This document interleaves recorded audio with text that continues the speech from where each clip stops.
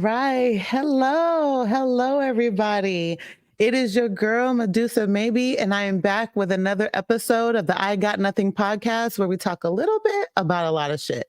So today I have a very wonderful and special guest, Adetinpo Thomas, although I know your last name has changed due to being married, right? Are you still going No, by?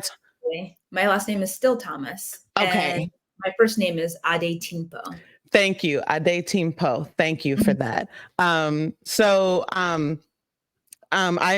glad that you are taking time out to talk to me today. You've done a lot of things in your career and you're doing more. Congratulations on all your success. And I know more is to come. Just really quick, you have been on the ones that I know, obviously. I know you've been on Hawkeye, you've been on Black Lightning. I also know you had some other roles in a couple of other movies. I know one was independent that you just posted about, and I think you were I don't know why I think you were an airline pilot, but I know that wasn't you. So please correct me. I just remember the uniform. I remember the uniform, and you were walking with another young lady in, but I forget.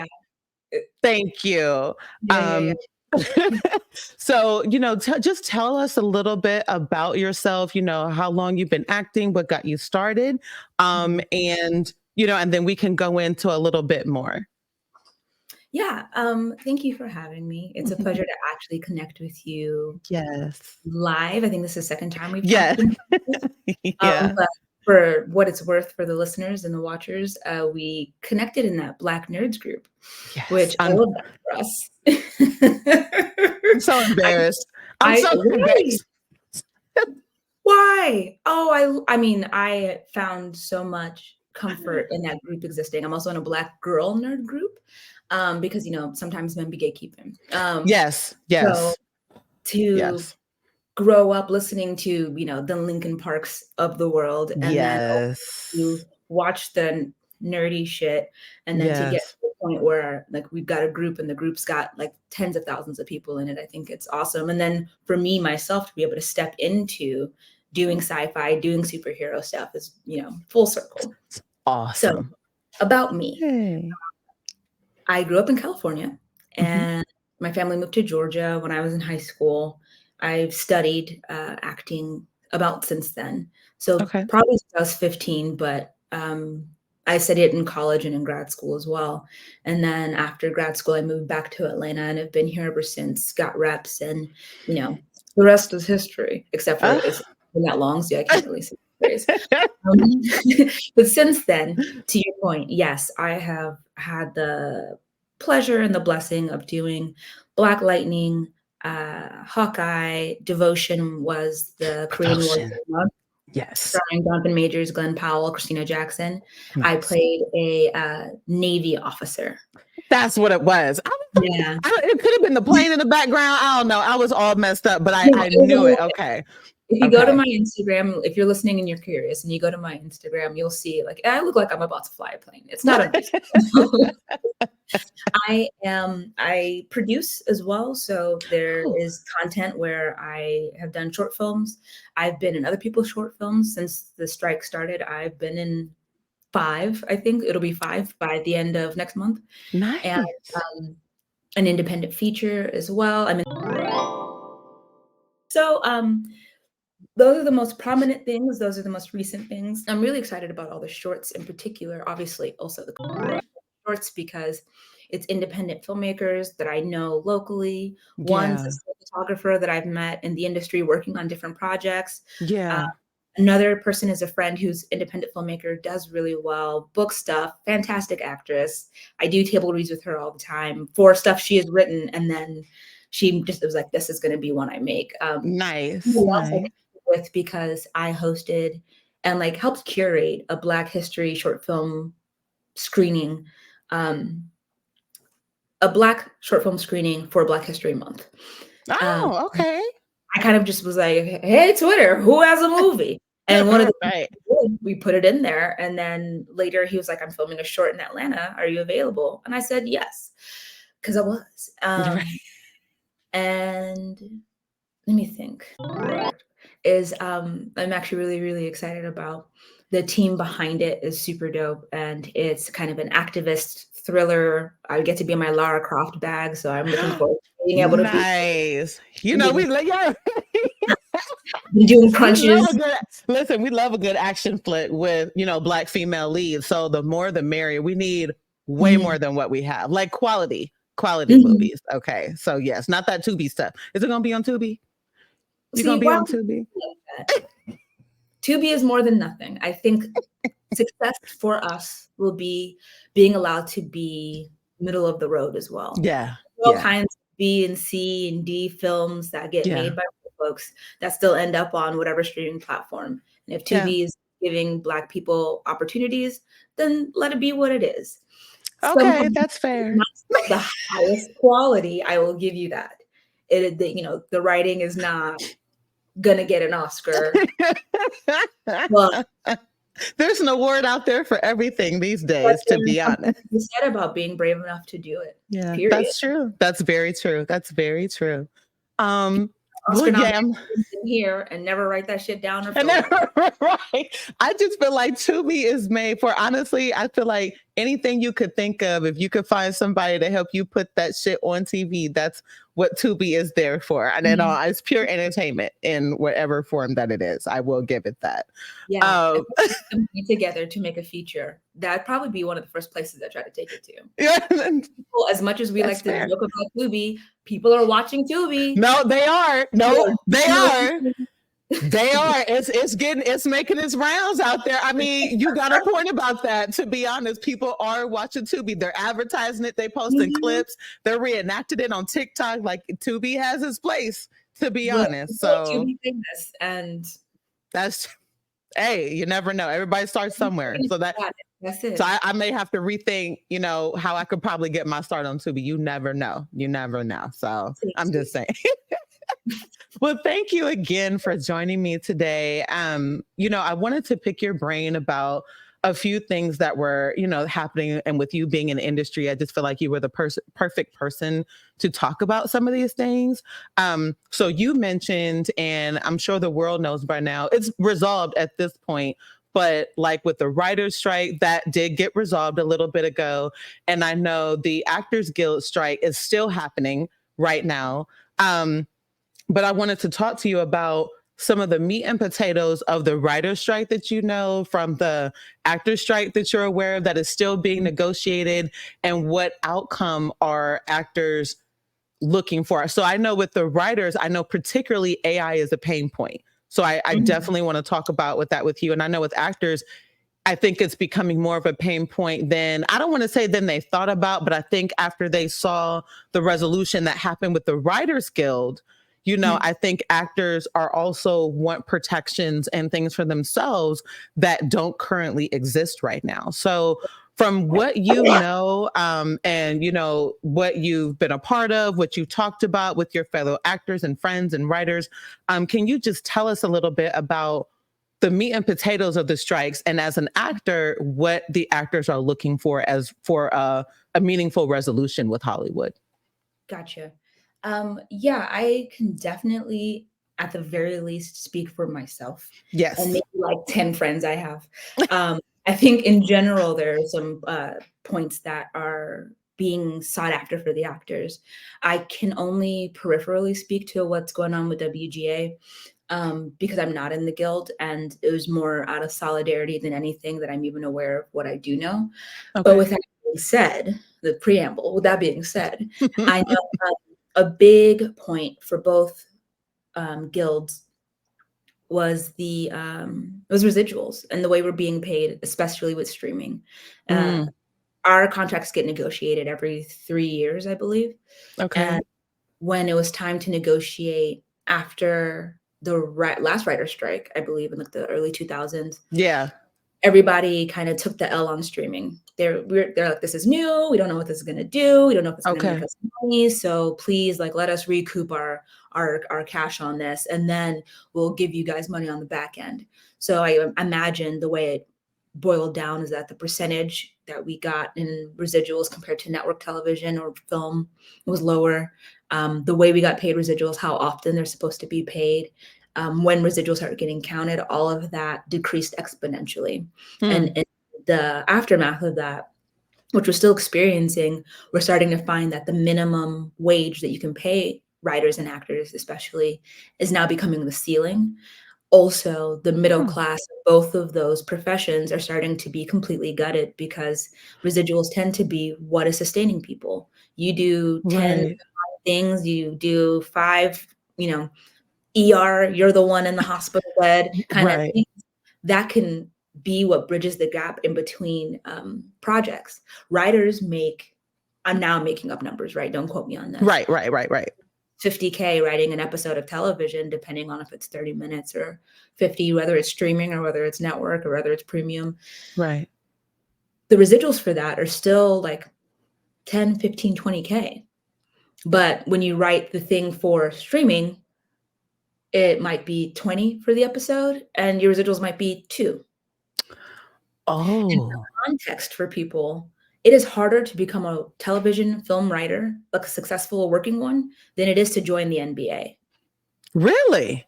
Yeah, like statistically speaking, the amount of people who try to do it and the amount of spots that actually exist, the ratio is bananas, Wow. right? So that is a huge thing for them. Of course, the idea of being able to put in a prompt in a chat GPT and it's going to write you a feature film, I'm sure is deeply enticing for studios because they're always trying to cut costs, Yeah. which as a Yeah. producer to a degree I understand, but at what point is is enough money enough where you're now undercutting the people who are making the thing that's making you money? Exactly. That's just a big question to throw out there. When is it? Exactly. Because in the AI conversation, there are now rulings that are coming out in favor of artists in general because Yes. they're saying if an AI creates something, it can't be copywritten, which now then that kind of they're not going to make a movie that they can't copyright so that you can't talk Right. about it or get approval to say it or wear costumes from it or whatever without them making money. So I think that's de-incentivizing. What is the word? De, de, no, I think you had it right. De-incentivizing. De-incent. They are Yeah. no longer incentivized. Yes. That's right. Let's just get around That's what it that. is. Let's just Let's just get around that. Right. they're no longer incentivized. So there's that. Also, we have to understand that what Chat GPT is doing when it's writing anything is it's either legitimately just making it up or it's going and sourcing a bunch of From information other. that exists. Yep. So now you're getting into issues with people's IP being compromised because it's being Yep. pulled into something and then used as a structure foundation, being used as the major plot point. Right. Um, Especially when you have the opportunity to say, write me a movie like a Christopher Nolan film, but make it about this. Right. Where Oh, okay. you're pulling a lot of that outline and a lot Right. of that structure from something that already exists. And Chris ain't getting a check for At all. whatever it is that is produced by Chat Mhm. GPT. And the Mm-hmm. thing is, it's easy to not easy, but it's simpler to say, I wrote this song, I own this song. If you sing this song, you owe me money, Right.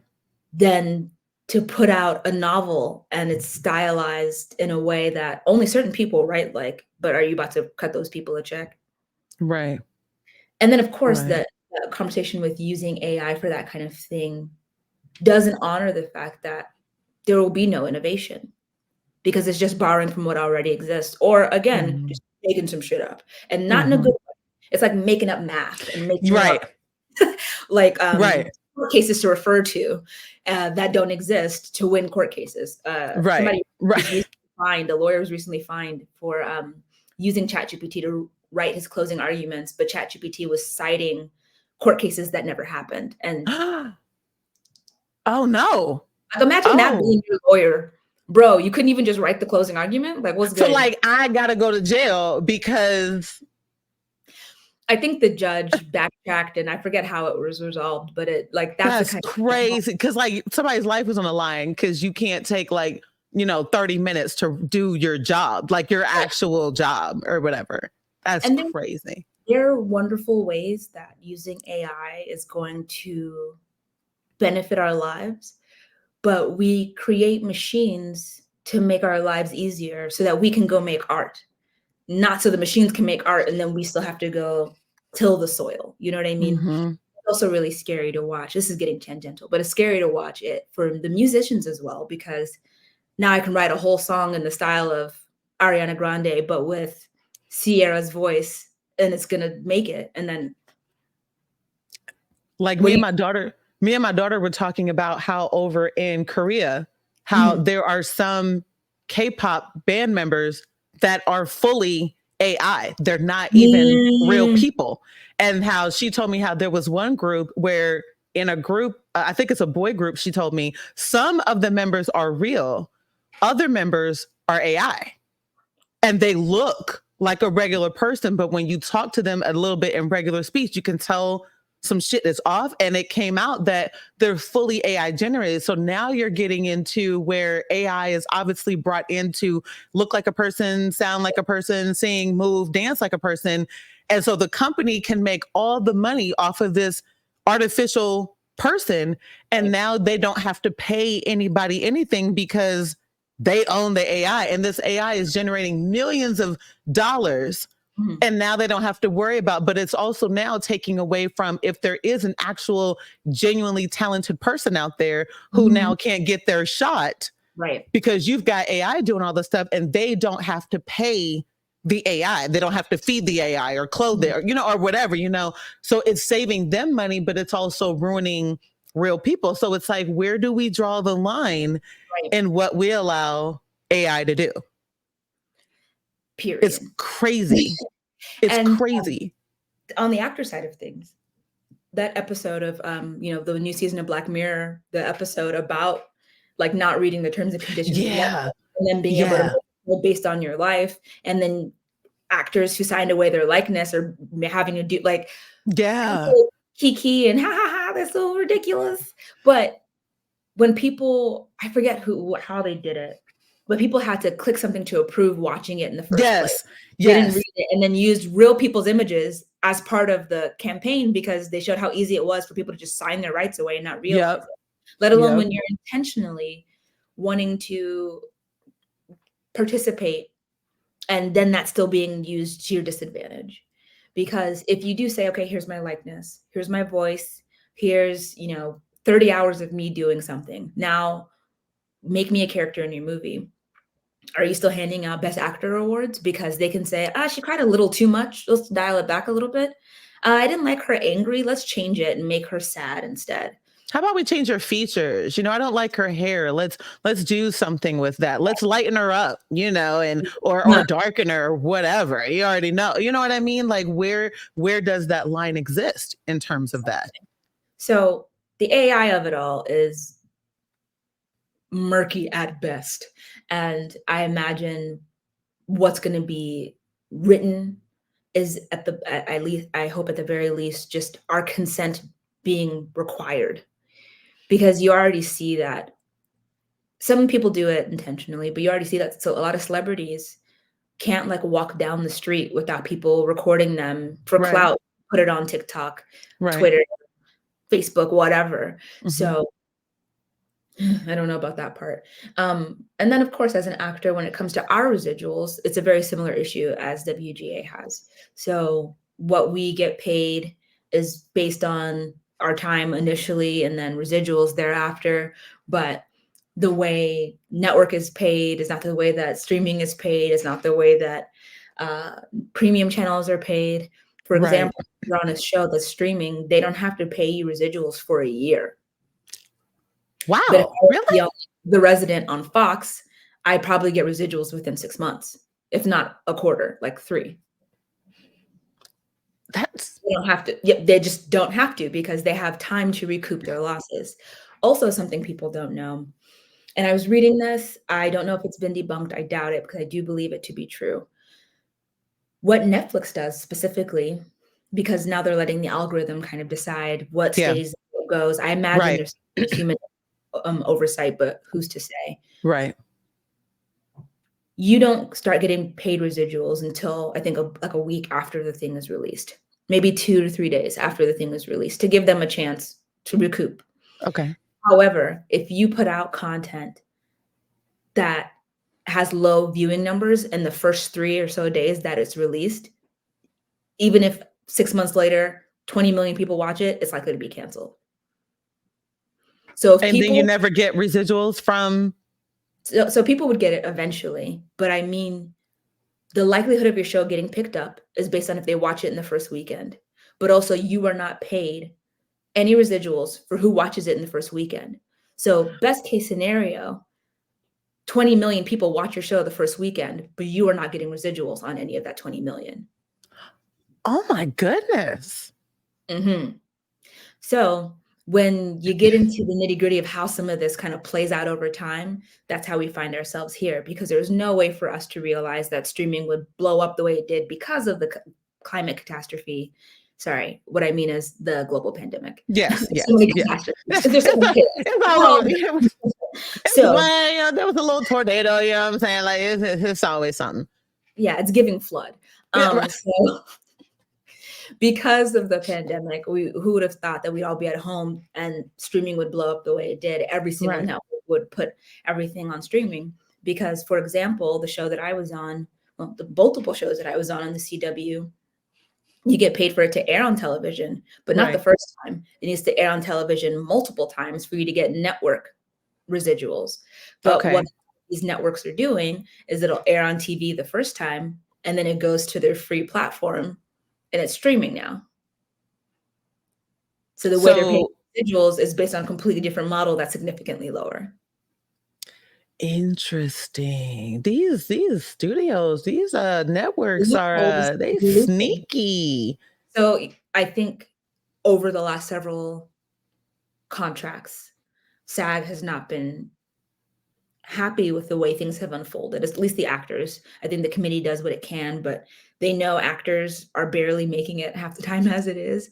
We don't want to be out of work for too long because also when this strike ends, we will also have to go and audition. It's not like everybody gets to walk back into the office on day one. People Right. will still be auditioning for weeks, days, months, Right. years before they might book the next thing. So Right. we're striking to have the opportunity to interview for the role.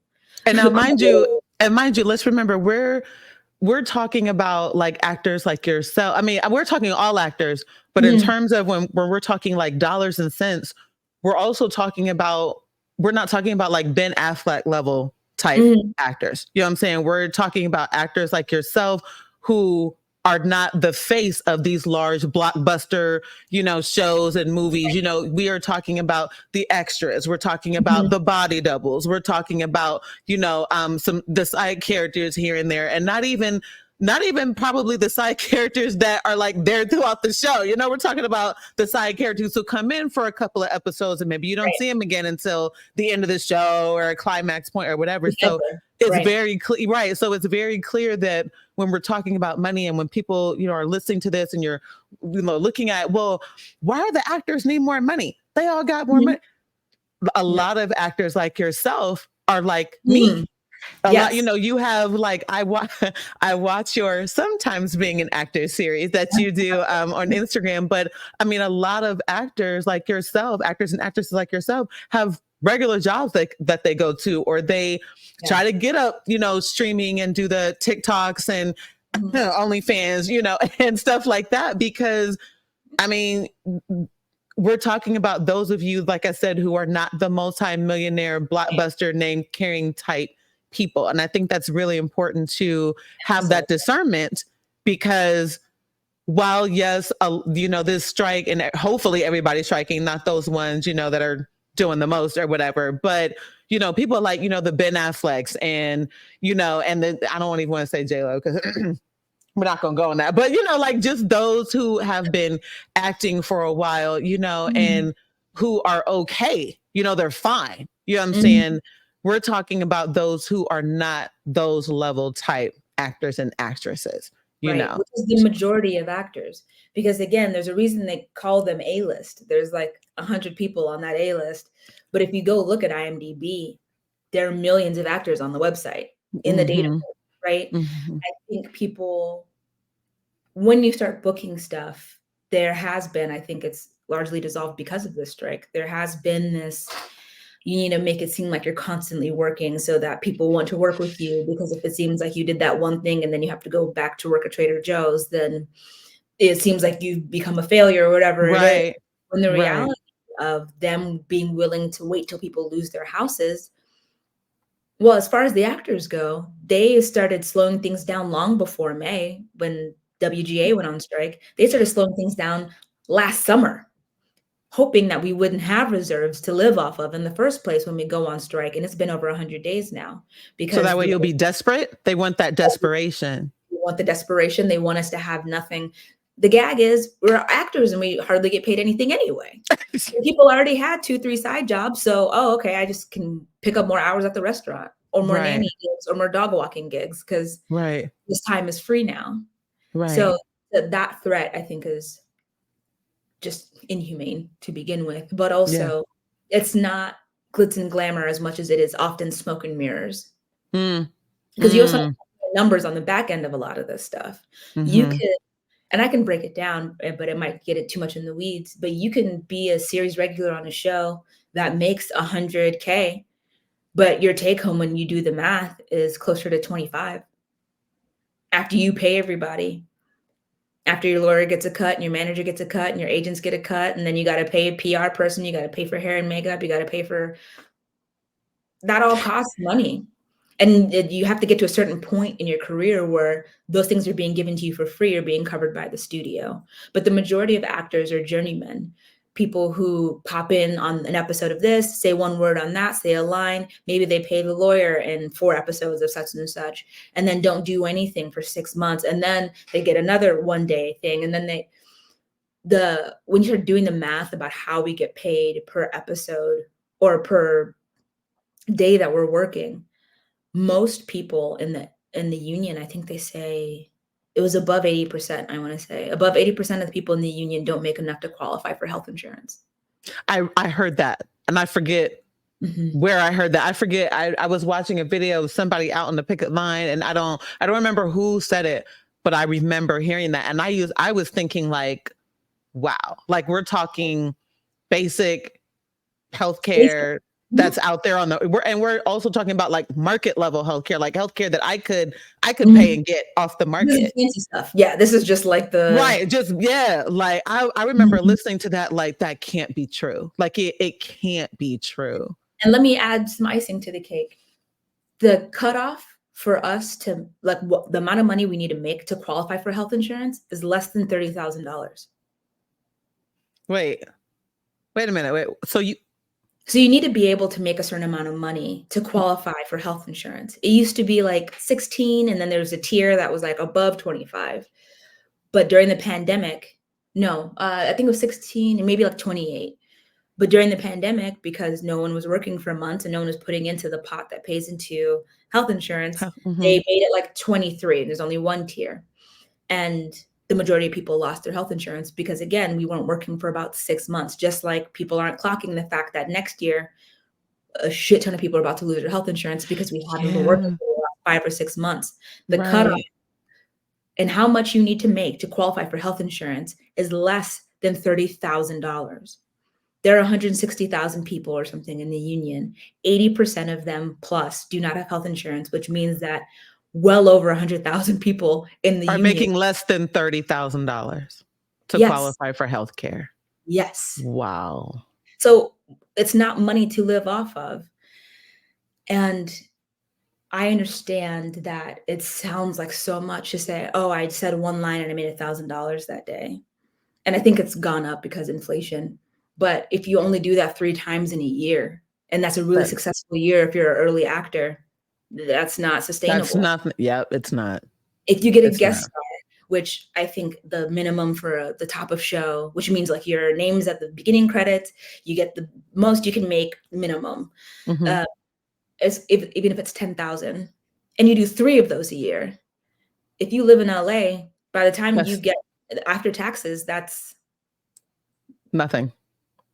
And then essentially you just said something that I didn't know. I'm learning all this Mhm, stuff is I did think that um even for the actors that are not the headliners, you know what I'm Mhm. saying? I just thought that if you were a guest actor, if you did one line, if you did a couple episodes or whatever, I still assumed that the studios were paying for a lot of your stuff, your hair, your makeup, you know, Not other kinds of stuff. I did not know that that comes out of your pocket. I didn't yes. know that you have to pay for that. I just assumed because, you know, you audition, you got whatever the part is on the show. And again, we're not talking the main, we're talking side characters, we're Supporting talking the character. extras, we're talking, yeah, Mhm. but they still are, you know, you got whatever the part was. So they want you on the show. I assumed they were covering that kind of stuff. I am shocked to find out that Yeah. they're not. Not even a little bit. For one of the shows Wow. I worked on, we were major supporting leads, which we didn't realize until it aired. We got invited to the red carpet, which you have to be invited. You can't just go. They won't tell you. You won't know anything about it unless they deem you important enough to be there. Mm-hmm. We got invited and we had to fly ourselves there, pay for our accommodations, whatever you wore, you found, unless you paid somebody to do all of that for you, but we didn't quite make enough for that to be the case. So I remember like I bought my dress on Etsy, I bought my purse on Etsy, I went to a secondhand place and got my shoes there. I did my own hair, I did my own makeup. A customer that I've worked with in the past and one of her associates like helped me tailor my dress so that it fit a little bit better. And I went and got it from them and then got in the car and went to the airport. All of that was on my dime. And then, of Oh course, my these things happen so many months after the fact that usually the money that you made doing the thing is gone. I was just taking Wow. meetings with PR folks to see if that was something I wanted to try to do for a project that's coming up. What they quoted me would be their fee for 2 months is more than I made working on the project. Wait, who do you talk to? Say that again. Say that again. Just I spoke to several publicists to Okay. see if I wanted to get a PR team to work with me while Okay. the next project that I'm in comes out, which, you know, Hmm. is interviews, it's podcasts, it's Right. magazines, it's whatever, just to kind of help Promote get you. I momentum gotcha. to the buzz, yeah. Yeah. Yeah. They asked I think it was and it was a good deal, like, this is Hmm. the discount my manager got after pleading. It was gonna be 3,500 minimum 2 months. So they wanted $7,000, and I think I made 8 doing the movie, and the movie filmed 2 years ago. So what do you do then? God. But of course, you can't skip the red carpet. So Right. you You have go to go through because that visibility as an actor, you need that visibility. so it's when you see people trying their best to market themselves and doing it the best way they know how, it's because Hmm. These it things costs is so much to pay expensive. Yeah. somebody to do it. And they're good at what they do, don't get me wrong. The makeup artists are good at what they do. The hair people are good at the costume. Everybody's good at what they do, and their fees are not unreasonable per se. But when all of that's coming out of our pocket, so far Yeah. after the fact for the money, and then if you're based in Atlanta, Atlanta actors often get Atlanta, Chicago, folks that film in Virginia, Louisiana, anything outside of New York or LA is often getting a local rate that is when they account for roles that are coming out of that city, the budget's conveniently significantly smaller, so you can't make more. So I've been underbilled on projects because I was local out of Atlanta versus if I came from New York or LA, Why which is a is that? Is it because New York is New York? I guess I think at the very beginning of filming here and wanting to get locals on set, people were green and people didn't know what they were doing. Maybe, Mm. you know, it's Atlanta, so Hmm. they don't need to get and I think there's certain things people get away with because the industry's been here to this degree since 2008. The Hmm. industry in LA has been there over 100 years. There's Yeah. some Yeah. things that are codified, you can't pull that Yeah. shit. But Yeah. people will get away with a lot of things here in Atlanta because they know you want the opportunity. And Mm. there are certain instances where it's just straight up trickery. I auditioned for a project once where when we auditioned, it was one scene and it was like kind of a bit part. You like show up and like, you know, have funny dialogue with whoever, and then you walk away. Hmm. Found out I had a callback, did the callback, found out I booked it. We were like, oh, that's great. Uh-huh. They sent out the offer, which is kind of how that works. We looked at it. It was one day, like the day rate. So that's you know 1,100 I think or so now. Hmm. okay, one day, 1,100 sounds Right. cool. One Right. scene, no problem. Pop in, pop out. On to the next one. We accepted the offer, didn't even try to counter it, and then found out my character was in 3 episodes and, like, had a large part. So you got paid for one day's work when you in fact was doing more, way more than that. So they hid the fact that the character was recurring and the significance of the character's role so that we didn't have the leverage to negotiate for more money. Because there's a day rate and there's a weekly rate, there's an episode rate, and it Oh, depends on how okay. you're being billed. Okay. So the day rate for a co-star is about 1,100. The day rate for a guest star is about 17. The Okay. weekly rate for a co-star is around 3,000. The weekly rate for a guest star is around 5. Top of show for Okay. a guest star is about 10. I know I'm just throwing out numbers No, now. right, right, right. Imagine we probably should have been top of show guest stars, which would have given us 10 per episode, and Right. that breaks down to a certain amount where if you work more hours than Right. that, you get Got paid more. you. But what instead we got was every day we showed up, it was about $1,000. So we got underpaid what was probably tens of thousands. And then at that point, you can't go back and try to because it's Because you've done. already It's already accepted the offer. I was on a different show, similar issue, and I was talking to somebody who'd been in the industry since I was born, literally been watching this person my entire life on television and movies. And he was telling me, don't try to negotiate for more money because they threatened to write me out of the show when I did. Oh, wow. And this is, we didn't have an overall contract like I did with the other program. It was, they decided you're another episode, it was a new contract. So you had the opportunity to negotiate more with a new episode. And I was told by somebody who's been in the industry for over 20 years, well over, don't do it because they'll just write you out. So you didn't do it. Just So you hang out just and get your episodes, get as many episodes as you can and keep them moving. Do you still believe that? Do you still follow that, or do you try to negotiate a little bit? Oh, now I try to negotiate, but we're also Okay. talking, those were different reps than I have now. That Hmm. scenario ended up being bad in a lot of ways. Mhm. Ultimately, I learned a lot in one sitting, so that was useful, but it took me a long time to, like, emotionally get over how devalued I felt because of it, I and then bet. how much was being held against me because I didn't know it, and the people who should have been telling me about it also weren't doing that. So How when did you look at actors and they're on your screen, there's so much that we're not told intentionally. There's so much that we don't have at our disposal. And then, of course, you might audition 50 to 100 times before you book one thing, and that one thing might be one line for one day. Mhm.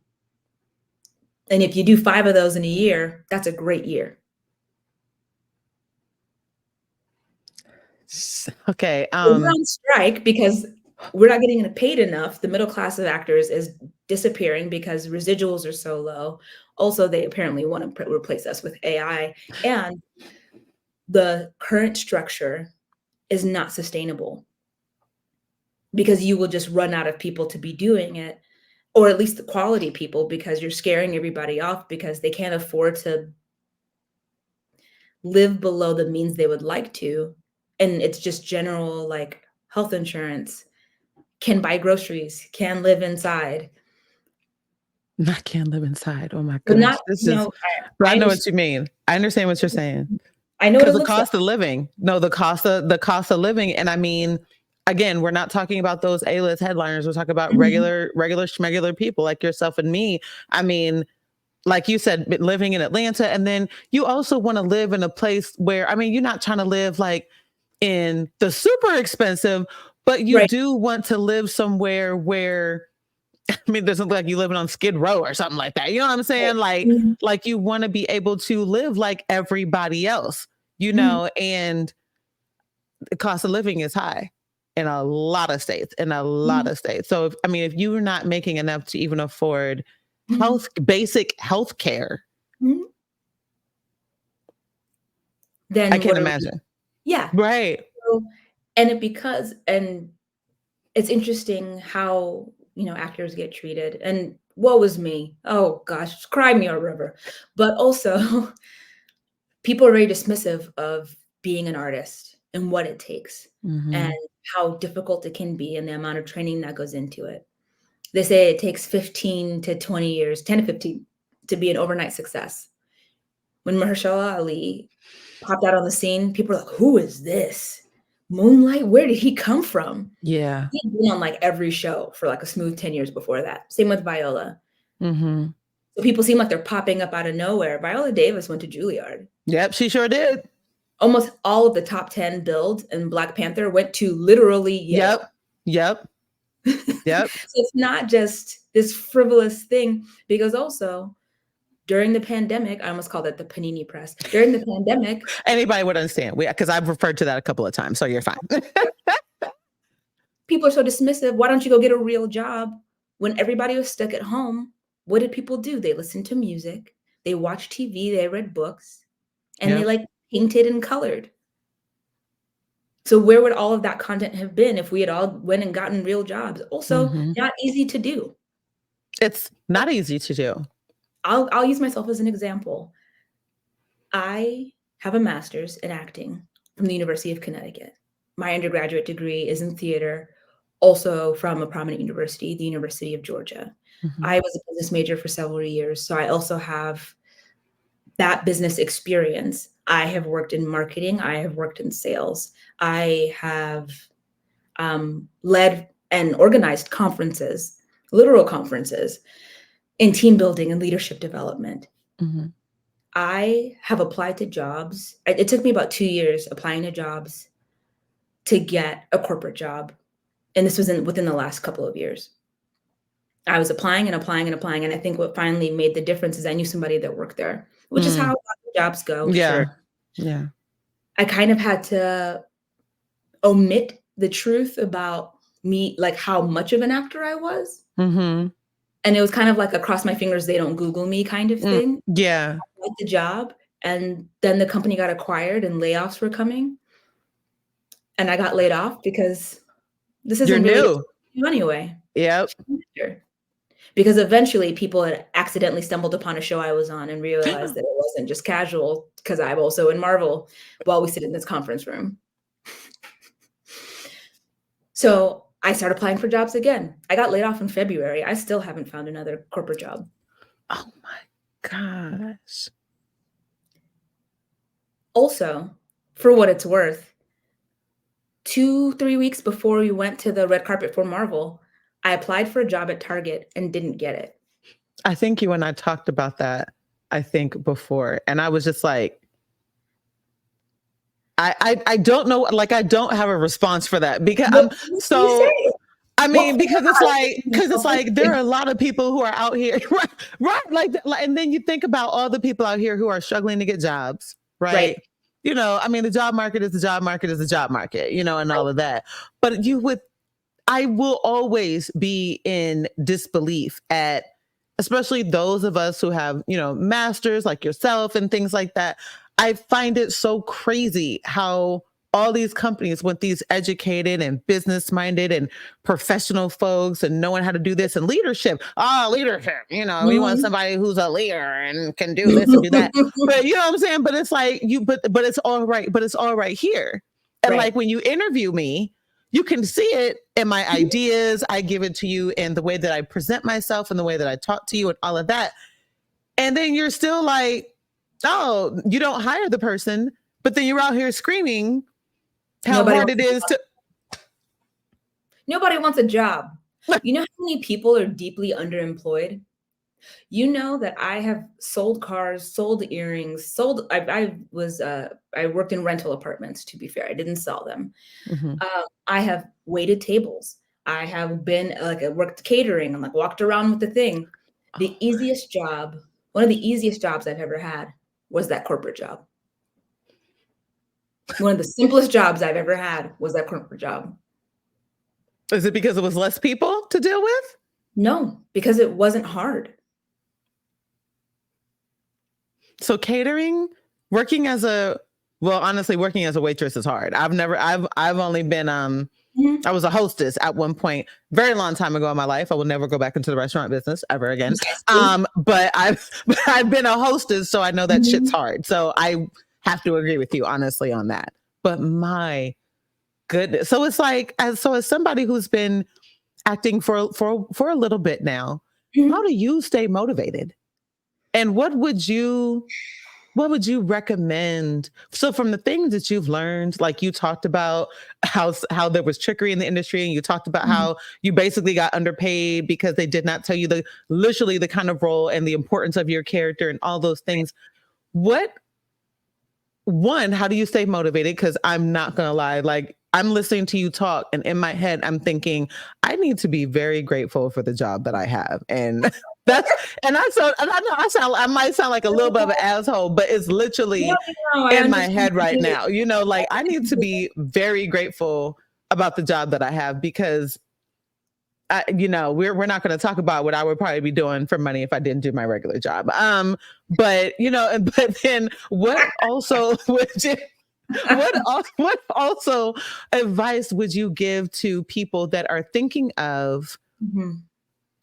especially right now when we're talking about contracts are getting hopefully contracts got renegotiated for the writers, actors that are going through it, but Hollywood also, as everybody knows, the Hollywood of now is not the Hollywood of years ago. And I'm not talking about Hollywood, I think, will always be misogynistic, but I'm not talking about the super misogynistic, ridiculous, super Mhm. sexist, type Hollywood of like the 40s, 50s. No, I'm not talking about that. I'm talking about the Hollywood of now is not even the Hollywood from 10 years ago, In the of 10 90s. years ago. Yeah. Mhm. And the 90s and all of that. So what advice would you give to young people who are looking at, and I'm not talking about those who are thinking of Broadway, you Mhm. know, I'm not talking about, like that. I'm talking about actors. Those are trying to do the same things that you are trying to do. What advice would you give them right now? Or things that maybe you wish somebody would have told you that you learned? That's a great question. The first one I'll try to answer is how do I stay motivated? Because I'm sad. I'm just going to put it, No, I'm not sad. sad. I'm sad. Listen, I'm gonna have Monday and I'm gonna have a drink after we get done. I'm sad. Yeah. Like I I'm mean, trying you know really what? hard not to make sad faces. I'm hella sad right now. And I'm just like, holy shit. So But the truth of it is every industry is hard. yeah, Every industry has its thing that everybody like grumbles about, but they like some part of the work and they stay, or that's it's true. paying enough that the money is worth the bullshit, so you stay. What they do to actors, and I would maybe even argue most artists, is that a lot of us get into it because we like it and we really love it and it feeds our soul in some way, or it's exciting to do. Mhm. And the carrot on the stick is, oh, well, if you just keep going, it should work out. I once heard somebody relate, and it was Audrey Moore. She has a podcast called Audrey Helps Actors. She had somebody on who was the kind of therapist you work with to like get people out of MLMs, like multi-level marketing schemes, stuff like Avon and Mary Kay. Oh my gosh. And Okay. she equated being an actor to being like an MLM, that you start and you don't know anything, so you're taking classes and you're doing all the stuff. You got to buy all these products, you got to train. If you're not going anywhere, it's because you're not working hard enough. You need to be training. You might get to the middle. So now you're coaching people and helping them, but also still trying to reach up and hope that you're going to be able to get a piece of the pie. You get to the top and you're like, I don't know. You just got to keep going because that's what Yeah. and it can feel like an emotionally abusive relationship because you're constantly trying to prove that you have something to offer and people are telling you whether or not they think that's true. Mhm. So the reason I'm still an actor is because it doesn't feel optional. And I don't mean that in some like ethereal way. I mean, like it literally feels like by force. Mm. I tell you, I have applied for jobs. I have considered walking away. I have tried to do other things, and it always pushes me right back into being an actor. And right as I'm like, Mm. no, truly, fuck it, I'm done. Then I book something, and I'm like, oh, okay, I guess I'll go. I guess I'll go down and see what happens. Um, Right. Right. Like, oh, well, that's the universe. and the truth is, when it's all said and done, I really enjoy the acting. Yeah. I know that one of the things I'm meant to be doing in this world is helping people. And I find that things like live theater and music and art in general, what I find with art in general is that it teaches people compassion and empathy. Mm. You can watch this story for 2 hours about some kind of life you've never thought anything of, and there's a softer spot in your heart for this plight. So that's the outlet that I found myself in. As far as advice going forward, one of the things I wish had been drilled into me a little bit more was you don't know what you don't know.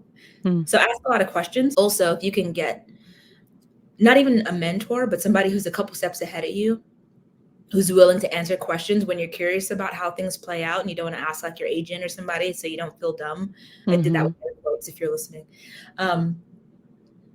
That's always smart as well.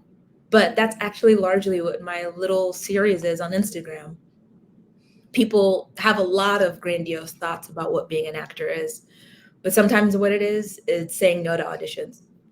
It's taking a break and going and getting a regular job because being a poor artist is not sustainable or cute or romantic. Sometimes it's not bringing up your work to your family because if they're not encouraging, you don't need any more discouragement. Sometimes That's a it's tough one. living your life in tandem with your career, because if the career never becomes what you wanted it to be or what you dreamed of, you don't want to have never lived and done all the things that you dreamt of because the acting wasn't holding you back. You were holding yourself back. Yeah. Right? Yeah. So it's that kind of stuff. But I think it's in some ways the kind of advice you'd give anybody trying to do anything. It's know why you're there. If you're trying to be famous, there are other easier ways to be famous. Don't become an actor.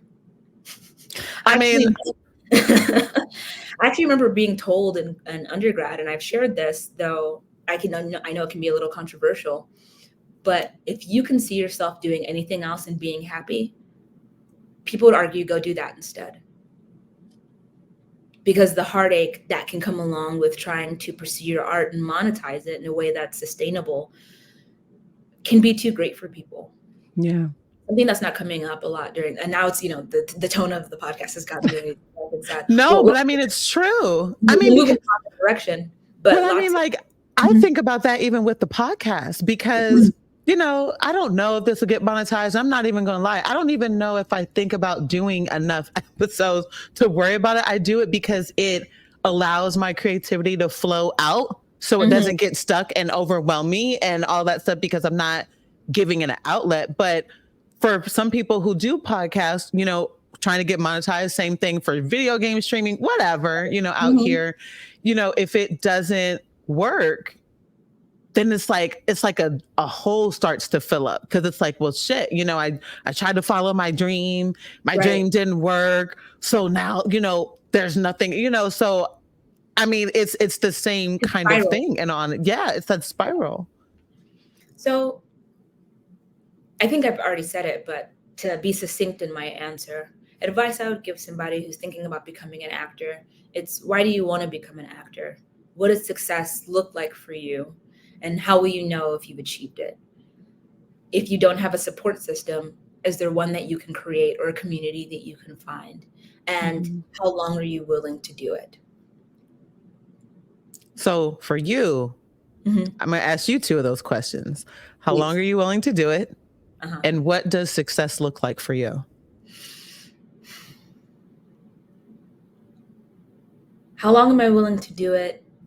I take it a day at a time, to be honest. I really do, because I have had the opportunity and blessing of, not that it's a comparison game. Truly, it's not. But I have gotten to do more than some people even dare to dream about in terms of their career, to be able to join two different superhero universes, to some of the people I had the opportunity of meeting or even just acting opposite. Seeing myself on screen, being able to produce, some of the people I've worked it with have become good friends of mine as well. If I never act again, like today on, never act again, no one can say I didn't do it. No one can say I didn't put something out there that was enough to change somebody's heart. Yeah. And that's enough for me. That's okay. Okay. What was my second question? What does success look like for you? So success for me, Was that you know, $100 million check? that the bar, no, Or the bar is in hell, in fact.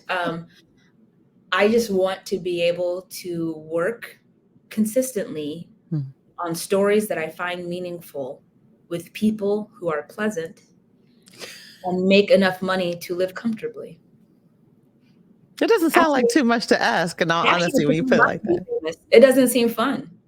I want to be able to still go to the movies or go to the grocery store and like kiki with my friends in a restaurant without people Being bothering. bombarded. Yeah. Right.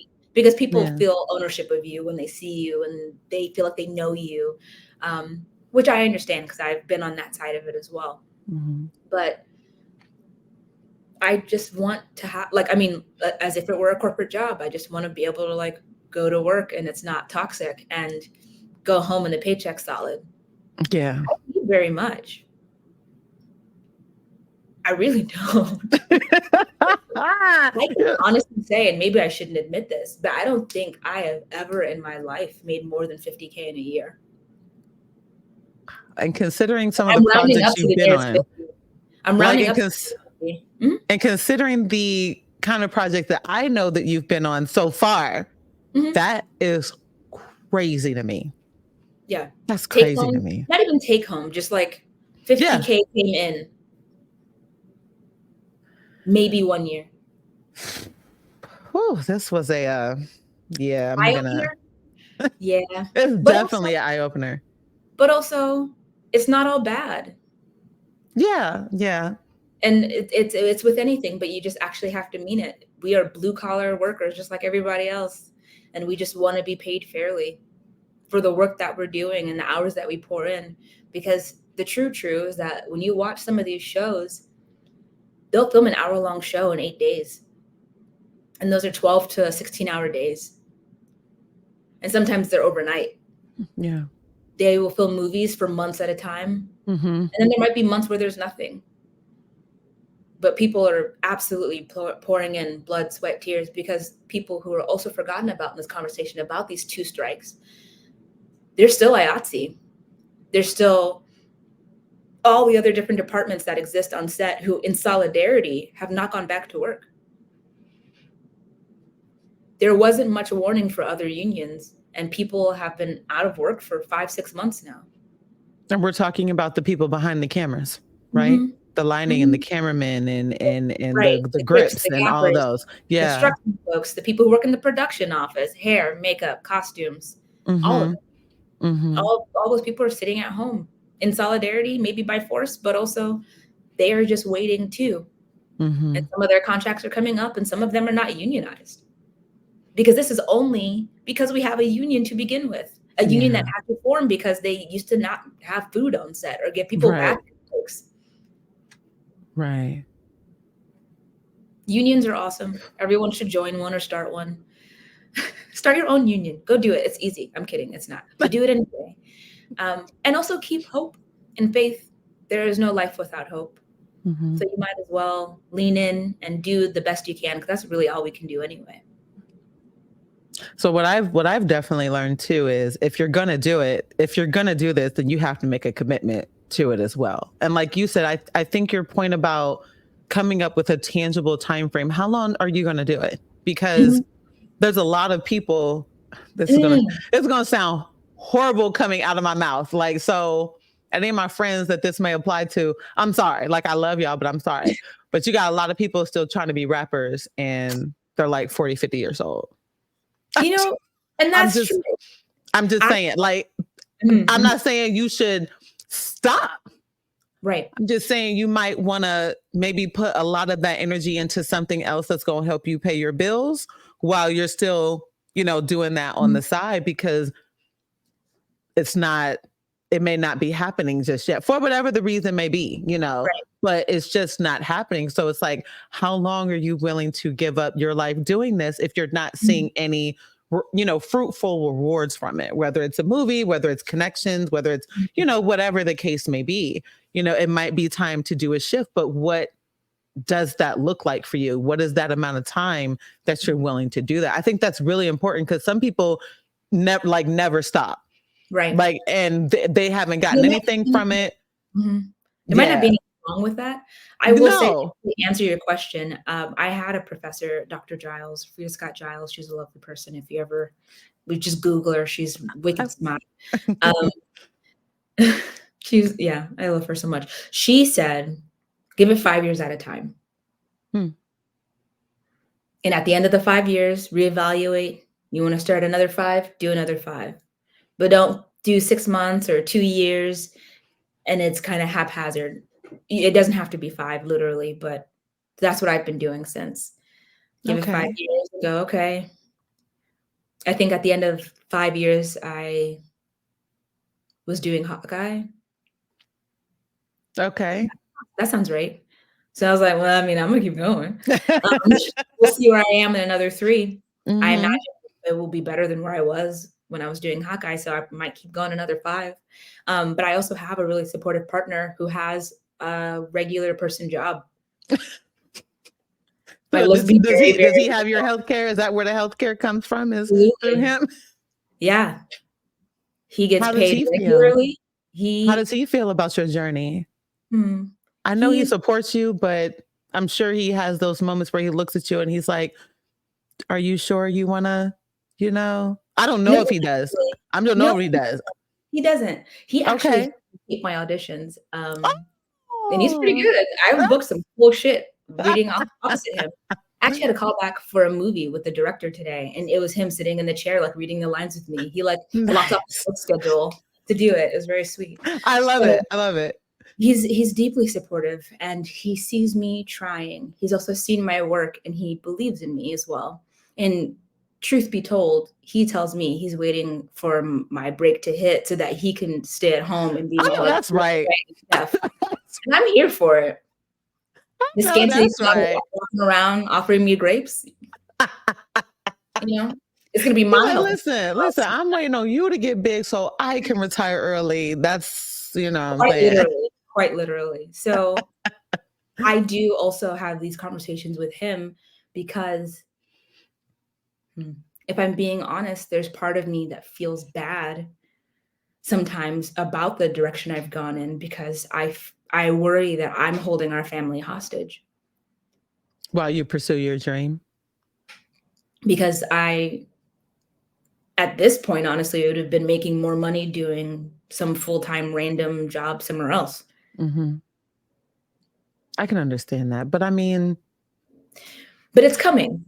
it's coming and the fact that he is solid for you and that he believes in you. I mean, and you've already had some great things already happen. So Yeah. honestly, it's only onward and upward. It's only a matter of time. Amen. I It's receive only it. a matter of time. And I think It's only a that's matter of time. true. And if it's not, the truth is the time will pass either way. And when we get to the other side of it, I can decide to do something else. Absolutely. Like you're saying with the podcasting or the streaming or the influencing, Mhm. with all of these things, writing a book, having a blog, doing literally going back to college, like whatever it is, the time will pass either way. Yeah. There are a lot of people who, oh, I should start a fashion line or I should start being a stylist. And they're like, oh, that's kind of dumb. I shouldn't do it. But Mhm. if you put the work in for 5 years, like you would be styling people and be getting paid for it. You just actually have Yep. to do it. And it's the The frustration of start. doing a 9 to 5 that may be draining you so you don't have energy for the 5 to 9 that will feed you. Mhm. So that 5 to 9 can become your 9 to 5. Mhm. Mhm. So You never stay know. strong, everybody. Yeah. Be honest with Well, yourself about what your goals are and honor them. Be willing to reevaluate and change, but ultimately believe in yourself. and try not to listen to the naysayers if it's Mhm. because listen, negative voices can speak so loudly when there's Right. nothing else going on. And But also that just requires discernment because sometimes people are trying to guide you and help you mm, like the naysayer mhm, and genuine feedback. And sometimes mhm. people are just fucking haters. So like make Yeah, sure you understand the difference. Don't yeah, don't have such a big ego that you can't take some feedback because you might need it. you might need it. That's But really also good. don't listen to the people who are trying to stop you from pursuing your dreams because they're jealous because they never thought to do the same. Boom. And there you go, because I think I was listening to a video, I think it was Jim Carrey who was talking about his dad and Mm, how when Jim first started doing comedy, his dad was not that his dad didn't support him, but his dad didn't believe that he could make a living off of it simply because Jim felt that his dad was like probably one of the funniest people that he, ever knew. You know what I'm mhm, saying? But his dad believed that he himself could never make a living off of that because nobody around him had done something like that. So, mhm. he went about his life. He had a regular job, a regular guy. But then Jim comes along and gets into comedy. And like I said, it's not that his dad didn't believe in him, but it was just for his father, it didn't seem like it was something that could happen. But Jim made it happen because he believed it was something that he could do. And then he Mhm. went on to be who he was. So, I mean, it's like you said, people will hate on you because they themselves either don't dream big or their dream didn't come in reality. They had nobody to support them. So they're just raining down on your parade. So Right. try, and it's really easy to listen to negativity when you've got Mhm. nothing else going on. So just, try not to let that shit get you down. If you want to do it, do it. Because there's always somebody out there who can help you do something, give you some advice or whatever. Mhm. It's just pressing that start button, which I know can be really hard to press that start button. By the So yeah. way, I'm really proud of you because Oh, when we first started talking, the conversation was about maybe doing a live stream in the Black Nerds group because at the time I was doing either Black Lightning or Hawkeye, I don't recall I which, think it was Black Lightning at the time. and wanting to Mhm. like, "Hey, like, I'm on the show, Yeah. like, it was us, y'all, like, let's Yes. talk about it." And it wasn't possible, and at the time, you said something to the effect of, I would love to do, like, a podcast type of thing, like, "This isn't working out, us doing it on Facebook, but I'm gonna do a podcast." And I was like, "Yes, do Mhm. a podcast and let me know when you're ready, and I'll be there." And Yes. look at it coming full circle. Here Oh, we are yeah. doing it, and that's fantastic Yes. because You know what we don't talk about enough is that the vulnerability that it takes to be an artist specifically or to do stuff Mhm, like this, do like what you're doing, mhm. requires belief in yourself and also some sort of healing. Yeah. So Yeah. if you are, "Oh, I'm trash," or "I can't do," or "People won't listen because 'cause I'm not," a lot of the negativity people are constantly dealing with is coming from themselves, and of course, it's a narrative Yes. that came from outside, but, like, that's where the work starts, and that's a big thing Yes. I see in my series as well. It's not just sometimes being an actor means getting auditions. It's sometimes being an actor means you are really fucking anxious, but you still have to go do the thing, and Yep. how to navigate that, Yep. and I trying to get remember about how to do that. because I remember you posted something that was like sometimes an actor is going to an audition, doing the filming or whatever, and then you find out that your part was cut, or it was something that you Mhm. said. And I was just like and that's like a day you don't I don't even know if that's a day you even end up getting paid for You get because paid. you're oh, okay, well at least you You get do. paid for that because I was like because it didn't air, do you still get paid? Like there's all these Mhm. ins and outs that I just feel like is not talked about enough, particularly in your industry, and Mhm. it's just crazy to hear about some of the things. Yeah, and I guess to be fair, I may be too honest about what's going on, but the transparency is something that I would have liked for myself, and that's why Yeah. I'm creating it and being honest about the steps and where I'm at and how it's going because this shouldn't be so hard to figure out. It shouldn't be A people mystery. should be keeping the truth. Yeah. Yeah. I don't know that any casting director is gonna be like, "I heard she mentioned that she got underpaid for a role." I did. Yeah, you did. Let's try not to do that again next time. Like, the Right. end, I think, though, I talk too much shit online to not actually be able to back that up in real life.